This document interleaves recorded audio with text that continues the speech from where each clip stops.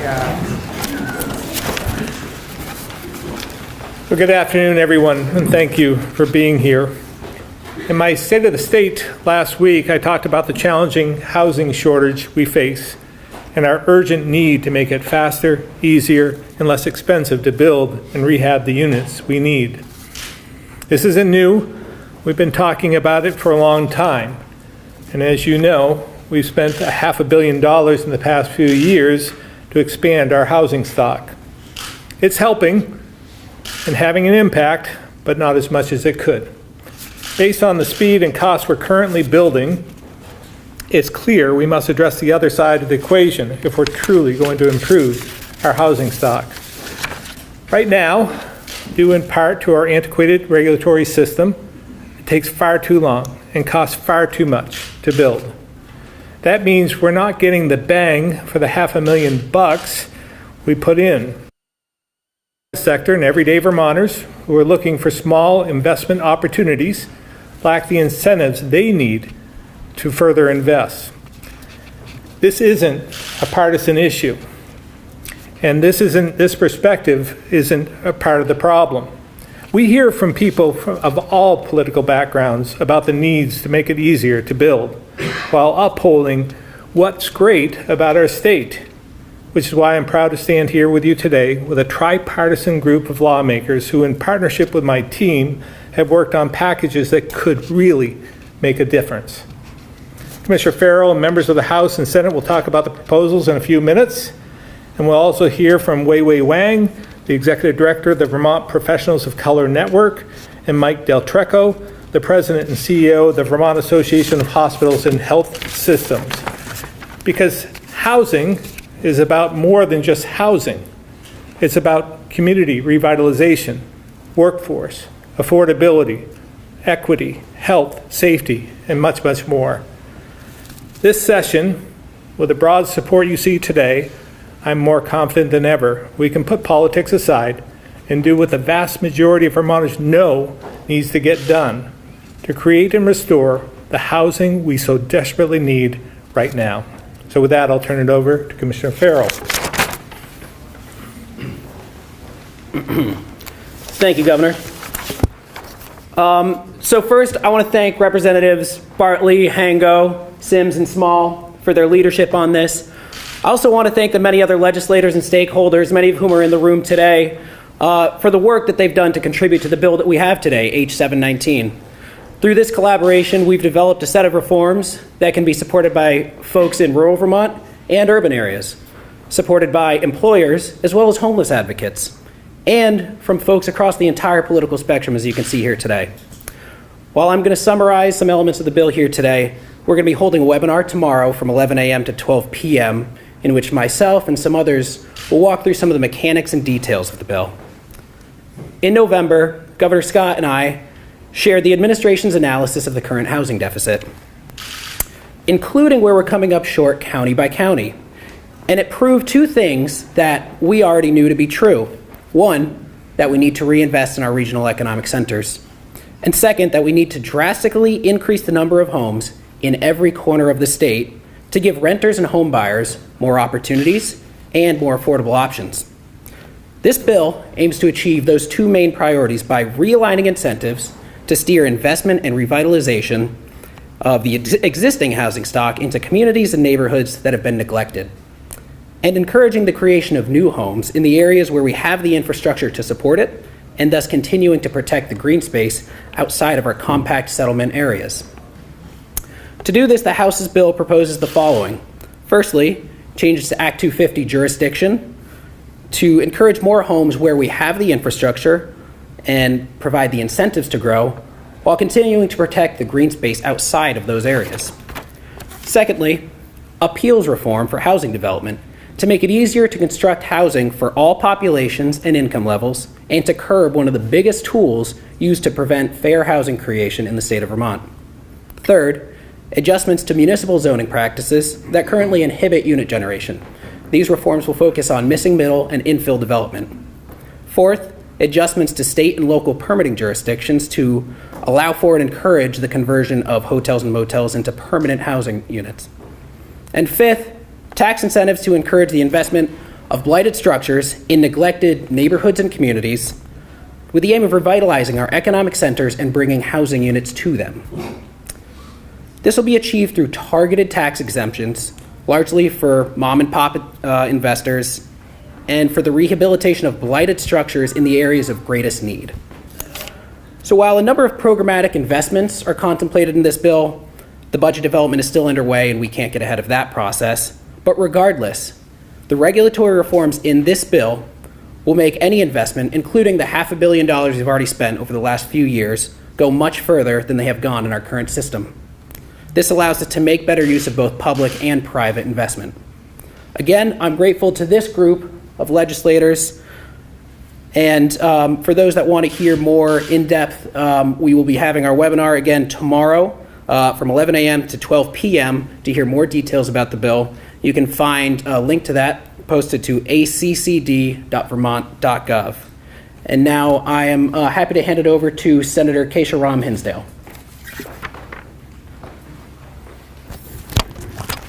Thank you, Commissioner Farrell, and big thanks to Governor Scott as well.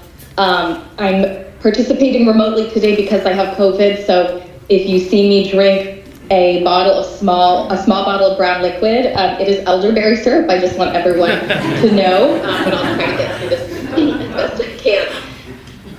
From where I sit, I can think of nothing more important to do right now than to set politics aside and tell Vermonters we hear them and we are working together to provide them with relief from the dual climate and housing crises we face. Today's proceedings come right on the heels of another major climate event last night. Even if there is not significant physical damage to be accounted for, we are hearing from every flood-impacted individual and community that they experience a deep and growing fear every time it rains. We are hearing that any homeowner who takes a meager FEMA buyout for their destroyed home has to look out of state for something they can afford.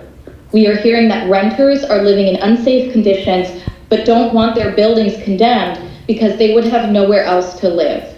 We are hearing about Vermonters battling mold, respiratory illness, faulty heating, depression, and untold financial and personal costs, and that they are hanging on by a single thread.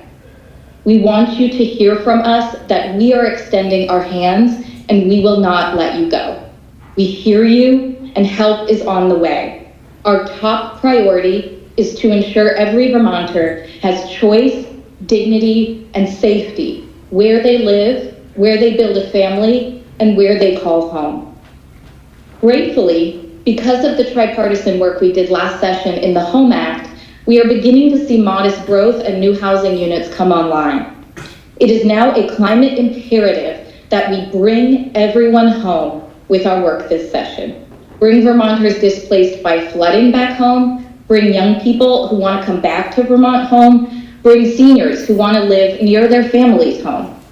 The Bringing Everyone Home Bill, or Be Home Bill, will incorporate the proposals discussed today, the good work of many housing and environmental stakeholders, and the best ideas from Vermonters reaching out to improve their neighborhoods and towns.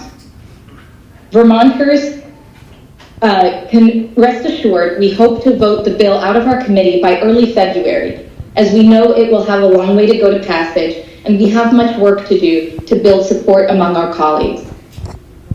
To that end, while Act 250 has served us well for 50 years, I am looking forward to working with my colleagues to adapt Act 250 to meet the realities of the next 50 years.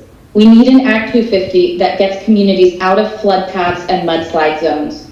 We need an Act 250 that gives towns the tools to create a climate resilient vision for their communities and then lets them act with the speed and flexibility needed to achieve it. We need an Act 250 that creates a diverse set of first-generation homeowners and Main Street entrepreneurs to build the collective wealth of their communities. We must stop saying that this is the way it's always been and work toward the Vermont that must be. Inaction is simply not an option. Our economy will falter without the next generation having the economic foundation needed to join the workforce and forge Vermont's future, to meet our other policy goals that build a brighter Vermont, from weatherizing homes to improving health outcomes, to giving our kids a world-class education, we must recruit and retain the workers of the future. But people who want to remain here or move to our beautiful state are already turned away because of our lack of housing. Our rural communities and our cozy village centers that Vermont is known for are going to hollow out if we do not lead and act. So for those who have held on and cannot hold on any longer, help is on the way. We will build on the work of the HOME Act with another major push for housing that puts politics aside to meet the very real needs of our neighbors. It is time to do the hard work that Vermonters have elected us to do. So together, let's bring everyone home. Thank you. Thank you, Senator Rahm Hinsdale. We all wish you a very speedy recovery. Let me first start by thanking not only my co-leads, but also all other members of the House of Representatives who have sponsored H719, committing to finding solutions for Vermont's housing crisis. Representative Sims, Small, and Hango and I all recognize the need for a holistic solution to our housing crisis. After countless emails, phone calls, text exchange, and Zoom calls, H719 was drafted to be introduced on the floor later this afternoon. The overarching and primary objective of this legislation is to create more housing units and to reinvest in neglected neighborhoods. Plainly stated, housing and community redevelopment. The bill addresses Act 250 in a way that promotes smart growth and revitalizes our communities in a substantial way for generations to come. For too long, the solution to the housing crisis has been siloed. The crisis impact spans across every facet of our community, transcending political affiliations and economic divides.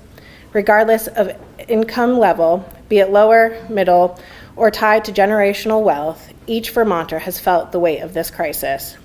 I am incredibly proud of the collaborative work of my colleagues, making a good bill even better, while taking into consideration the needs of different communities, different constituent viewpoints, stakeholders. We have ensured that housing development can happen throughout Vermont, not just a minute portion of the state. Yet, this bill goes beyond housing. Through the expansion and restoration of our housing, we can foster affordability for Vermont families, provide shelter for Vermonters who are experiencing homelessness, entice workers to fill vital positions in our workforce that is desperately needed, and offer, of course, necessary services to our communities. This concerted effort not only ensures housing stability and opportunities, but also plays a vital role in reducing crime, addressing substance abuse, and breathing new life into long neglected neighborhoods. H719 is just the beginning, and we have a long way to go. So, whether you're a representative, a senator, a stakeholder, or a community member, come grab your seat at the table. The time to act is now. Housing can no longer be just a goal. It must be made a reality for all Vermonters. And I am going to bring up Senator Sims.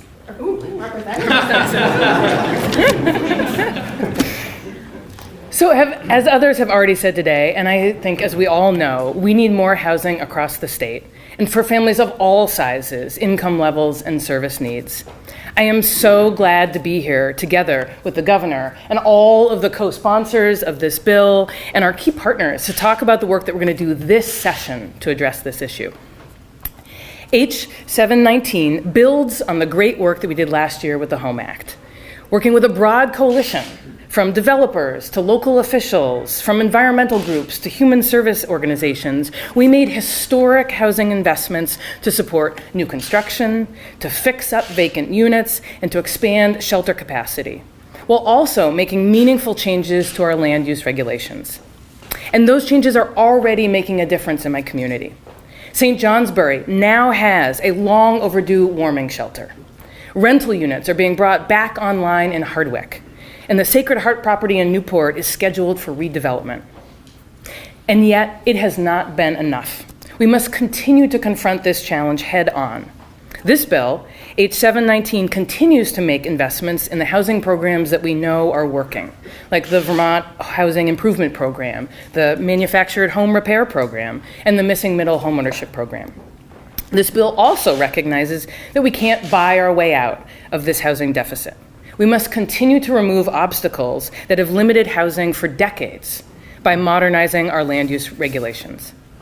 Vermont's landmark Act 250 law has been instrumental in sustaining the Vermont we love, balancing the preservation of our unique landscape with the economic and development needs of our communities. I don't think any of us want to see more sprawl. We don't want houses in the middle of farm fields or huge single-family homes on top of mountains. We also know that we haven't been building housing at the rate that we need to keep up with demand. And so if we want more housing in the right places, rehabbing existing buildings and building new infill development in our walkable downtowns and villages that are served by water and sewer, we need a balanced approach to land use regulation. While we protect some places, we also need to make it easier to develop in others. And this is exactly what this bill does. And as others have already mentioned, H17 has been a truly collaborative effort. And we know that the bill has a long way to go before it's across any finish line. But we are all standing here together to say to Vermonters, we hear you. We understand the magnitude of this crisis, and we are working together across geography, across sectors, across party lines to tackle this issue. And we invite you to be a part of that conversation so that together we can create healthy local housing markets for all of our communities. And now, from the kingdom to Winooski, Representative Taylor Small. Beautiful transition. Good afternoon, everyone. As a member from Winooski, I truly understand the responsibility that I have representing the most densely populated and most diverse city in our state. And I highlight those two things to underscore the piece of how we as a city live into our values of being a welcoming state for our new American and refugee populations. And that our city has done everything that it can in its responsibility as leaders to build as much as possible to make sure that the folks who need the services of Winooski are able to attain them.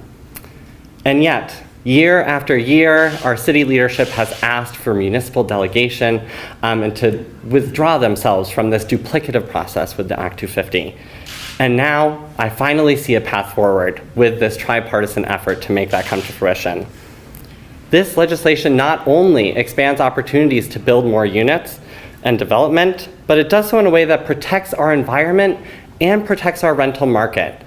I've been so appreciative of the collaborative effort that has happened along the way, especially in understanding where we see the draw into our homelessness crisis. And we put in and said that we are going to protect tenants, making sure that they can be in units that are going to be safe and affordable, while also ensuring that they are not being pushed out of units just to make sure that they are able to get up to those standards. I'm grateful to the governor and his staff for bringing us into this conversation and looking forward to providing pathways for both landlords and tenants and building the Vermont that we are looking for. I will now pass it on to our colleague in the Senate, Senator Randy Brock. Thank you, Representative Small. You've already heard today that the time for action is now. Vermont's housing crisis is acute, and we can't simply afford to nibble around the edges. In order to solve almost every problem we have, whether it be healthcare costs, education, Vermont's tax burden, and more, we need to attract and retain more working Vermonters. And that will not be possible until we restore a healthy housing balance in the housing market with more units and at reasonable prices. And the only way we can do that, as the governor mentioned, is to make it easier, faster, and cheaper to build the housing that we need. Last year, we made progress with regulatory reform with Act 100, into which my committee put substantial work. Even though those steps were welcomed, many of my colleagues and I argued that it wasn't enough and that more needed to be done. And that's why we're here today. Chair Ram Hinsdale and the rest of the Senate Economic Development Committee have committed to working with our counterparts in the House to focus on these very issues. Action can't wait, and bold regulatory reform is needed now more than ever. I'll now turn it over to Representative Hango.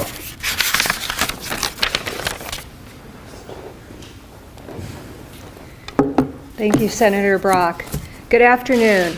As co-lead sponsor of this legislation, I want to thank my partners for putting together a package that has something for everyone. We put aside our political party ideology, and each of us brought something unique to the table. This bill makes strategic investments in our communities as we work to revitalize our landscape. Each ask was thoughtfully and respectfully considered, and we worked with what we all could agree on, rather than focusing on the deal breakers that would shatter this coalition. This legislation is a conversation starter. It touches on something that is important to each of our constituencies: permitting reform, emergency housing, creating new units, and providing opportunity for all Vermonters to have access to housing across all regions of our state. As it moves through the committee process, we welcome input from all stakeholders and know that it will be a better bill for the process. Thank you, Governor, and your administration, and Representatives Bartley, Sims, and Small for your perseverance, for your constituencies, and for your spirit of collaboration. I'll now turn this over to Wei Wei Wang, who is the Executive Director of the Vermont Professionals of Color Network. Thank you. Thank you, Representative. Thank you so much for having me here today. My name is Wei Wei Wang. I am the Co-Executive Director for the Vermont Professionals of Color Network. We are a statewide nonprofit whose mission is to advance prosperity for Black, Indigenous, and people of color across the state. The issue of housing affects the fabric of our beautiful state and shapes the very future of our diverse and growing community. Vermont faces challenges that demand our collective attention. Our state has the third oldest population, but also the second smallest population, and we are facing currently a shrinking workforce. Even if all working age Vermonters became gainfully employed, we would still have over 12,000 unfilled jobs. It's critical that we retain and attract the community here, that we have here and also from elsewhere, especially people of color. Vermont boasts one of the highest growths per capita when it comes to the community of color.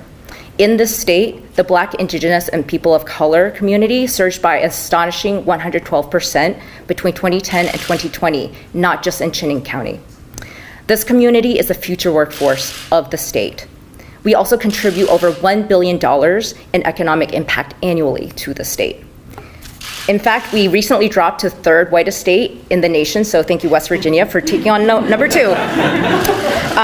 While our racial demographics are shifting to the positive, wealth disparities in the community of color still exist. People of color are less likely to have generational and accumulated wealth, an asset that is critical in home ownership, which is critical in building wealth. Here in Vermont, only 20% of Black households own a home compared to 72% of white households. Our housing challenges were steep even prior to the inflated home prices that began in late 2020 and before the July floods, the December floods, and last night swept many residential structures away. So this information paints and what everyone has presented today paints a pretty bleak picture for our state. And through the Vermont Professionals of Color, we are currently hearing stories from BIPOC community members. New residents relay the shock of arriving in the state and being unable to find housing, speaking nothing of affordable housing.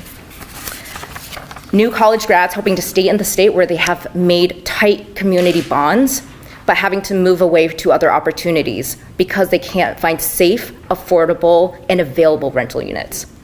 A dual-income household losing childcare after leaving Chittenden County, moving outside of the county due to high home prices, forcing parents to leave their jobs.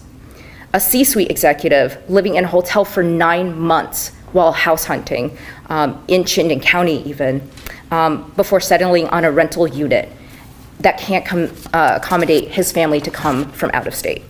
These are all BIPOC stories that we have heard over just the last 12 months, and that does not include the flooding period. Why does my organization care about this issue and these proposals? Because we are constantly being asked, how can I find housing? Help me find housing. Because the BIPOC community, the people of color here, want to be in Vermont. They want to live in Vermont.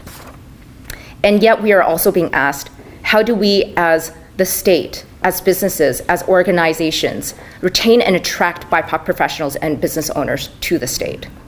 Our housing crisis is at a critical juncture. It hinders other areas of growth like workforce development that the state really wants to accomplish. So a bold, comprehensive action is imperative.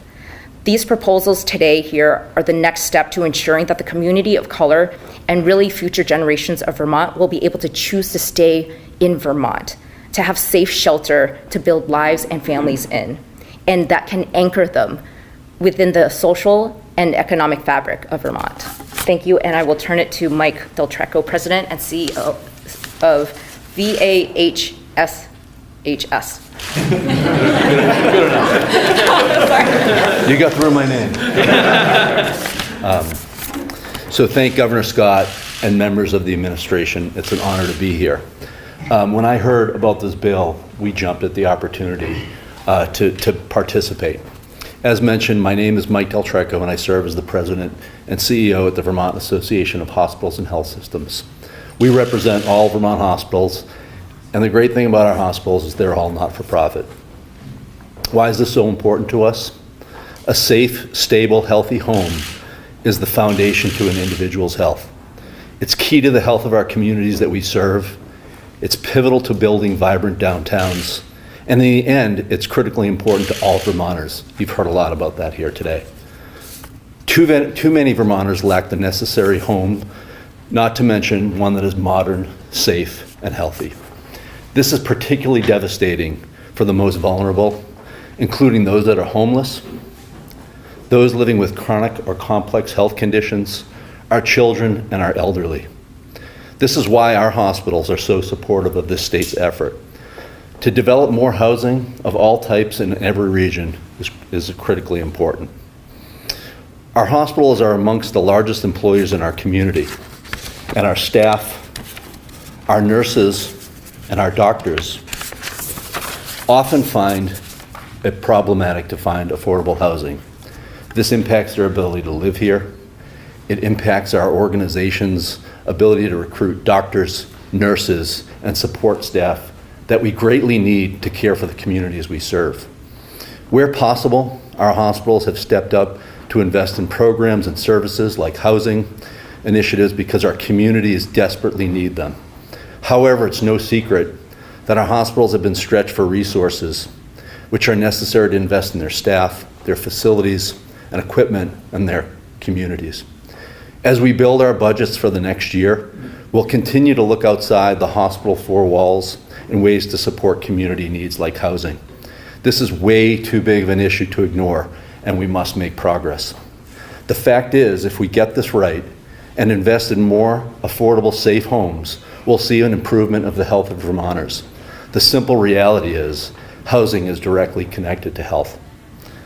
As the state's healthcare leaders, we're committed to working with the administration, lawmakers, and the community leaders to address this issue. It's an honor for me to be here, and thank you so much for the opportunity, and I'll turn it back over to the governor. Well, thank you very much, and thank you to all the speakers thus far and everyone who's participating today.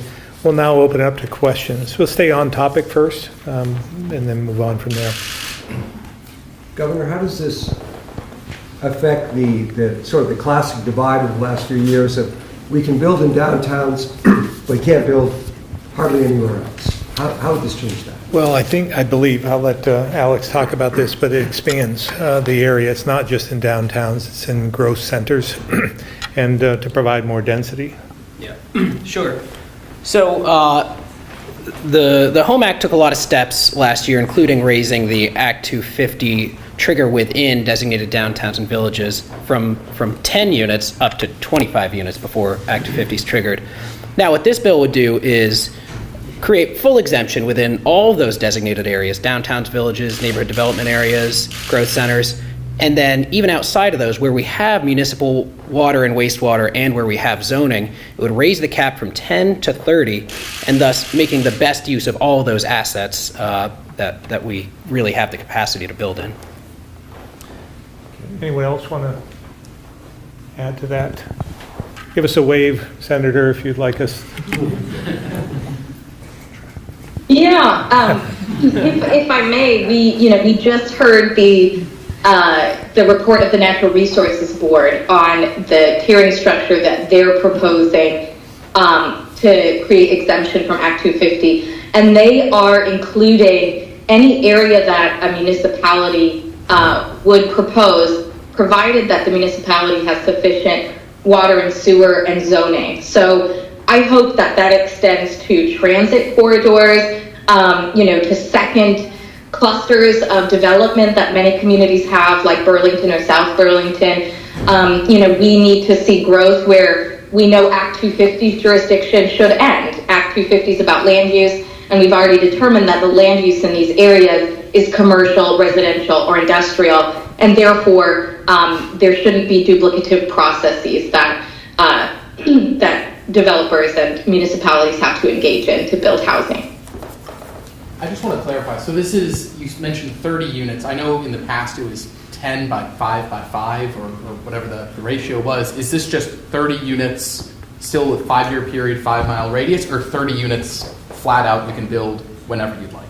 So, sure. So full exemption within the designated areas, and then outside of that, where there's municipal water and wastewater and zoning, it would be 30 units by 2 years, and then removing that mileage requirement. And the thought there is, in a lot of ways, 10-5-5 can encourage sprawl because you're being pushed further and further out to avoid hitting that trigger. And this way it can allow for more units to be built per project, and then more densely as you go on.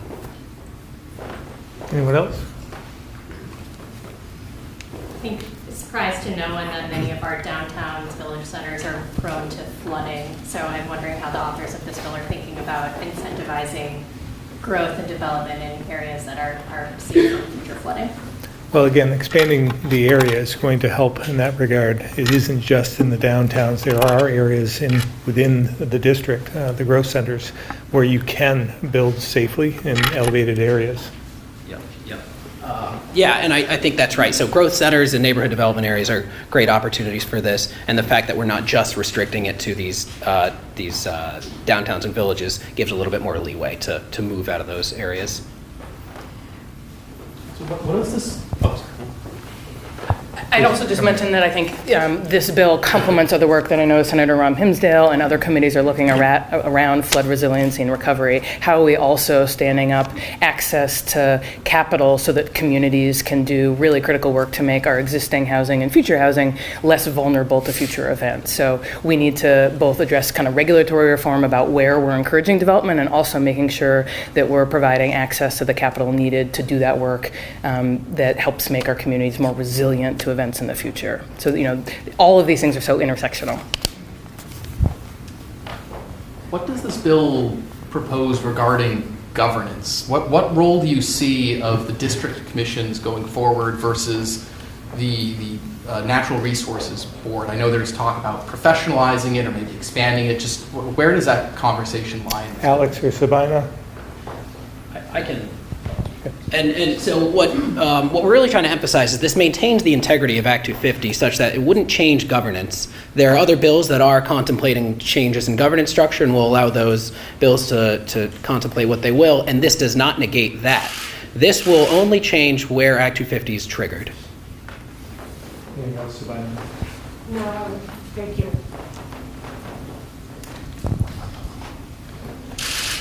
I'll go to the phones for on topics, but then we'll come back if you have off topics. We'll start with Chris Roy, and if you don't have an on topic, just let me know and we'll come back to you for the off topic portion. All right, we'll try Tim McQuiston, Vermont Business Magazine. Hi, Jason. I don't have a germane question on this. I can wait. All right, we'll come back to you. Tom Davis, Compass Vermont.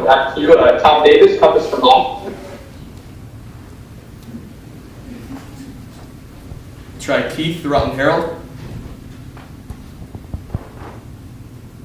Nothing at this time, thank you. All right, we'll come back to the room. Yeah, got another. There are some provisions in this bill around, incentivizing the conversion of hotels and motels into affordable housing. I'm wondering, it will take a long time for this regulatory reform to create units, and so I'm wondering how you're thinking about these interim solutions, particularly for, you know, the thousands of homeless people we have in our state and those who will be losing shelter this spring through the motel program? Well, everything's on the table at this point in time. Obviously, our needs are great. They're immediate, they're urgent, and so there's nothing we can do that would hurt anything of the long-term initiatives. So we are going to continue to look for those opportunities to expand shelter capacity and homes, permanent homes for the homeless. Governor, the House today is set to vote on H-72, which will pilot 2 overdose prevention sites in the state. I'm wondering your current read of the. Let's come back to that if we could. I'm not going to consider that on topic at this point. Well, we may be soon. Just want to give one last. I just had one follow-up to Carly's question, I guess, regarding the general assistance program. You know, come spring, this funding will end. There's potentially thousands, or at least over 1,000 people that will become unsheltered. I mean, what is the plan, or what do you see going forward to avoid mass unsheltered homelessness? These are big, longer-term solutions, but what can we do in the interim? There are many measures we can take, and we're working on them. Commissioner Winters.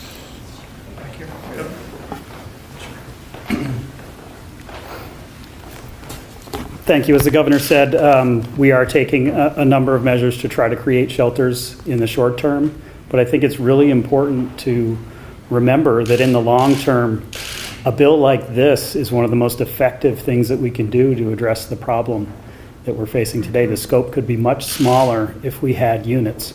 DCF is the safety net, and we want to emphasize the importance of this bill in front of us today to people experiencing homelessness. It might seem obvious, but it's really worth repeating that there's a direct correlation between the availability and the affordability of housing and the number of people who are unhoused. So if you look at the states with the lowest vacancy rates and the higher cost of rent, there's a direct correlation to the number of homeless they have in that state. So I'd really implore everybody to support this bill as one of many ways to address the problem of homelessness that we're facing in Vermont today. Governor, what arguments would you use to get buy-in from the House and Senate Natural Resources Committees that have been somewhat intransigent against rural housing development? Well, I believe that having this broad coalition of House and Senate members goes a long ways towards seeing change. So I don't know what the perspective is of the Senate or House Natural Resources are on this bill in particular, but I do know there's a broad coalition of members of the legislature that do see the issue and want to see change. Thank you. Can I add something? Sure. So, I think what's complementary in the Senate is outside of session. I actually teach environmental policy at the law school, and Senator Bray, who chairs the Natural Resources Committee, is a home builder. So we have been able to find some common ground in the past, and we're going to have to work harder this year. But what I would say to those committees and to the environmental community is that we can't believe in climate change without believing in support for climate refugees. And I think we often think about climate refugees coming from other states and other countries and us needing to open our arms to them. But what we have right now are climate refugees that are our own neighbors. They're people who want to stay in Vermont and simply cannot find another place to live. They want to stay near their existing community. So if it wasn't apparent from last year, once we've gone through all of this flood activity and we know it's coming fast and more frequently, we have to understand that we have an obligation to climate refugees within our states. They're Vermonters and they're our neighbors. I think that's a great point, Senator, and we have legislators that have experienced flooding themselves and had to make the tough decisions to move elsewhere. Any other on topic? This is the cue. Unless you want to stay and answer some more questions. Thanks, Senator.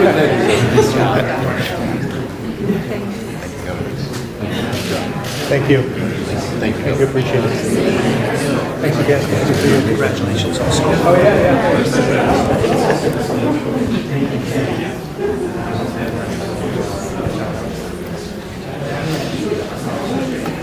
Well, talk about a wet blanket.